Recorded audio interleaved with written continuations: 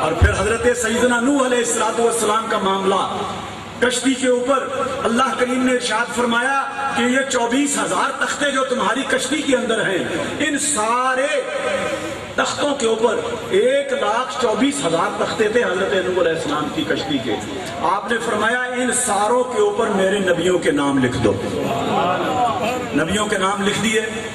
جب صبح ہوئی تو سارے مٹے ہوئے۔ آپ نے پھر تحریر کیے،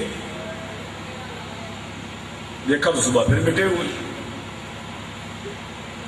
رب کی بارگاہ میں عرض کی، مولا کریم تو نے تو کہا تھا کہ سب تختوں کے اوپر میرے نبیوں کے نام لکھ دو۔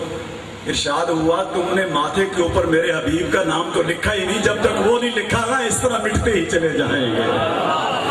اچھا، حضرت نوح علیہ السلام نے اس کے ماتھے پر سرکار کا نام نامی اس میں گرامی لکھ دیا۔ جب یہ لکھ دیا نا تو اب 4 تختے رہ گئے، 4 تختے رہ گئے۔ اب جب 4 تختے رہ گئے نا تب سوچ بچار شروع ہوئی کہ ان کے اوپر کس کا نام لکھا جائے۔ تو اسی وقت اللہ کریم کی طرف سے یہ القاء ہوا کہ اے نوح، میرے حبیب کے 4 یار ہوں گے، ان 4 تختوں پر میرے حبیب کے ان 4 یاروں کا نام لکھ دو، تمہاری کشتی جو ہے وہ بیڑا پار ہو جائے گا۔